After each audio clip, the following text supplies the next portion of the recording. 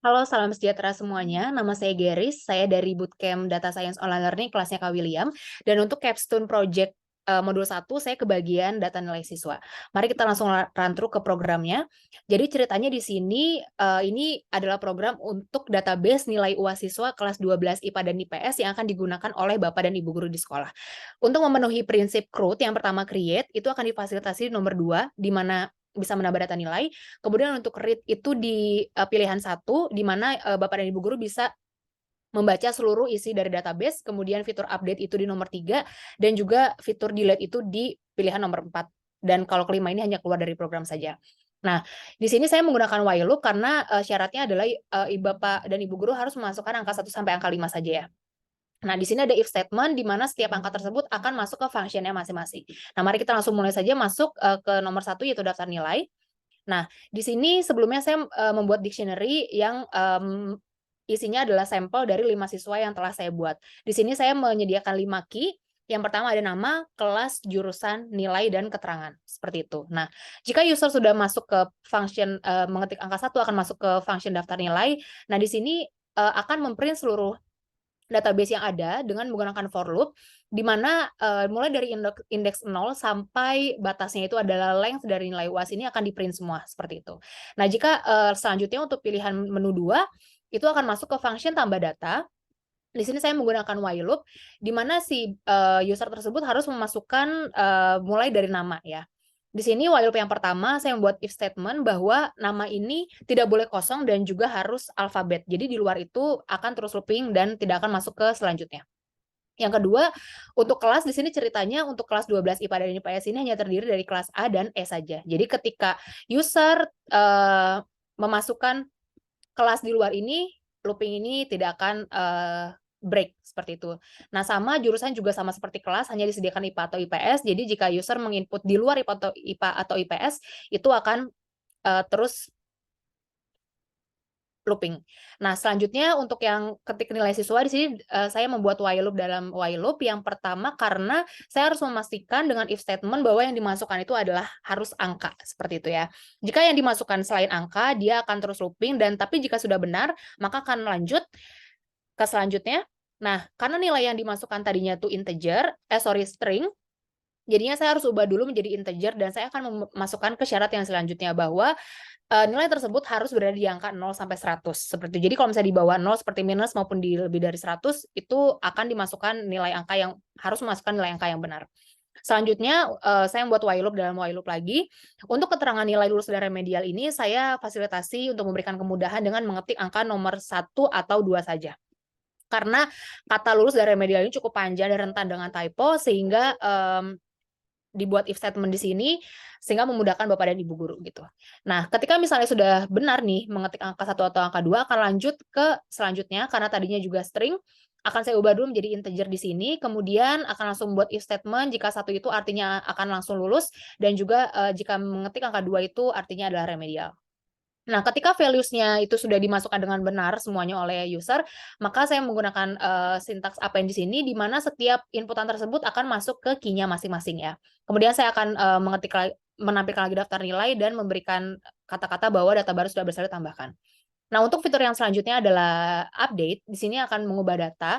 Nah, pertama ada while loop dalam while loop, di mana, user itu harus menginput nomor indeks berapa siswa yang ingin diubah datanya. Pertama, if statement yang pertama adalah bahwa yang dimasukkan itu haruslah numerik, harus angka, kemudian saya ubah lagi menjadi integer dan juga harus yang berada dalam daftar. Ketika di luar angka daftar atau melebihi angka daftar, angka yang terdapat dalam daftar akan terus looping. Nah, selanjutnya itu saya akan menunjukkan dulu, data yang ingin diubah. Di sini menggunakan for loop, di mana, dia akan memprint indeks sesuai dengan yang inputan user, seperti itu. Nah, jika tidak, dia akan selalu ditambah 1 sampai memenuhi syarat ini dan akan memprint siswa tersebut. Nah, selanjutnya di sini akan diberikan, keterangan bahwa, kategori mana sih yang pengen user ubah, seperti itu. Nah, ketika misalnya hanya ingin mengubah nilai saja karena nilainya salah, atau hanya ingin mengubah nama saja karena namanya ada typo, silakan ketik angka sesuai dengan kategorinya, seperti itu. Nah, untuk keterangannya di sini, ketentuannya itu sama persis seperti, pada tambah data ya. Jadi misalnya ketika di kelas ini user menginput di luar, huruf A sampai E, dia akan diberikan warning dan akan looping lagi.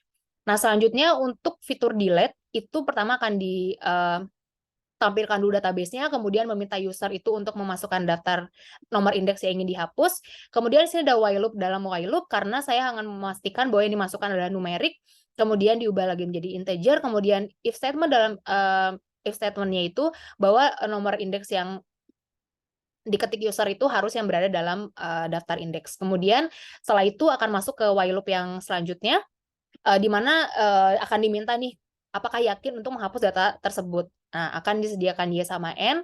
Nah, ketika user itu tidak mengetik Y atau N, akan diberikan bahwa tolong ketik Y atau N saja. Nah, jika Y, maka akan otomatis terhapus dan juga akan kembali menunjukkan daftar nilai dan menunjukkan data sudah berhasil terhapus. Tapi jika N tidak jadi menghapus, akan tetap ditunjukkan daftar nilai, tapi diberikan keterangan data tidak jadi dihapus dan datanya tetap ada. Seperti itu. Nah, untuk selanjutnya, jika misalnya user mengetik angka 5, maka akan otomatis keluar dari program dan juga akan diberikan kata-kata selamat tinggal, seperti itu. Nah, mari kita rantuk ke dalam programnya. Nah, jadi di sini misalnya saya tidak mengetikkan apapun, karena hanya 1-5 saja, maka ketika saya tidak mengetikkan apapun, maupun saya mengetik huruf, maupun simbol, ataupun 6, itu tidak akan bekerja ya. Jadi memang misalnya saya ketikkan angka 1, maka di sini bisa dilihat bahwa ini adalah isi database dari 5 sampel yang telah saya buat, yang terdiri dari 5 key ini juga ya. Kemudian jika misalnya saya ketik angka 2, ini Bapak dan Ibu guru akan disuruh isi keterangan. Nah, karena nama siswa ini harus alfabet, jadi ketika saya masukkan numerik maupun simbol, itu tidak akan bekerja, kosong pun juga tidak akan bekerja. Jadi misalnya saya masukkan garis, kemudian kelas siswanya juga karena hanya tersedia A sampai E, maka jika saya masukkan F atau angka atau simbol tidak akan bekerja. Jadi misalnya saya masukkan E, nah, jurusan juga misalnya saya masukkan bahasa atau misalnya angka maupun simbol juga tidak akan bekerja ya, kosong juga tidak akan bekerja. Jadi misalnya saya masukkan di sini IPA.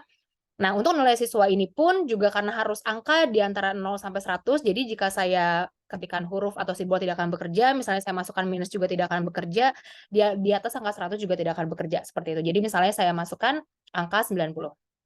Nah, ini pun karena yang disyaratkan hanya angka 1 dan angka 2, jadi misalnya saya ketik angka 3 atau kosong, ataupun simbol, ataupun huruf, itu juga tidak akan bekerja ya. Jadi misalnya 1, saya kasih 1. Nah, ketika semua values-nya sudah memenuhi syarat, maka garis ini akan langsung ditambah atau di-append di data terakhir, seperti itu. Nah, kita bisa lihat di sini bahwa nama, walaupun saya memasukkannya itu namanya huruf kecil semua, kelasnya juga huruf kecil, jurusannya juga huruf kecil, tapi sini udah otomatis ya, bahwa nama itu udah otomatis tercapitalize, kelas juga udah otomatis terupper, dan juga jurusan juga udah otomatis terupper, dan keterangan juga memang sudah memenuhi syarat. Dan sini akan diberikan bahwa data sudah berhasil ditambahkan. Nah, untuk fitur selanjutnya misalnya mengubah data. Nah, di sini akan ditunjukkan dan diminta Bapak dan Ibu guru untuk mengubah data sesuai dengan nomor indeks berapa nih, gitu. Misalnya, oh tadi saya masukkan nama Geris, harusnya sih nilainya 100 bukan 90, maka saya bisa, nah misalnya saya ngetik 6 yang tidak ada dalam ini, maka akan ada warning seperti ini ya.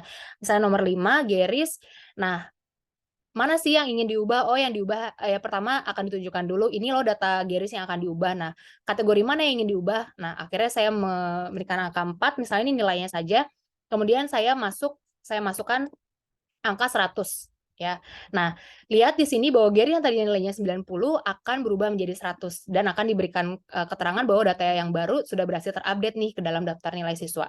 Nah, selanjutnya nih fitur hapus, kita bisa klik angka 4, kemudian saya akan ditunjukkan lagi nomor indeks mana yang ingin dihapus, seperti itu. Nah, misalnya saya ingin mengubah si Selena dengan indeks nomor 0. Nah, kalau misalnya tidak yakin, saya akan mengetik nilai N, dan juga Selena ini masih tetap ada ya, dan diberikan keterangan bahwa data tidak jadi dihapus, seperti itu. Nah, tapi jika memang saya benar-benar pengen menghapus Selena, saya bisa ketik lagi hapus, kemudian indeksnya nomor 0, dan juga bisa saya ketik Y. Yes ya. Nah, kita bisa lihat bahwa Selena sudah tidak lagi ada dalam database dan sudah digantikan oleh Yesakura dan sudah diberikan keterangan bahwa data sudah berhasil dihapus. Nah, untuk misalnya keluar dari program yang dengan yang fitur terakhir, kita bisa langsung aja ketik angka 5 untuk keluar dari program dan akan diberikan kata-kata perpisahan seperti ini. Seperti itu. Jadi sekian penjelasan dari saya. Terima kasih Purwadika sudah memberikan kesempatan mengerjakan proyek ini. Semoga saya dapat mengerjakannya dengan baik. Terima kasih.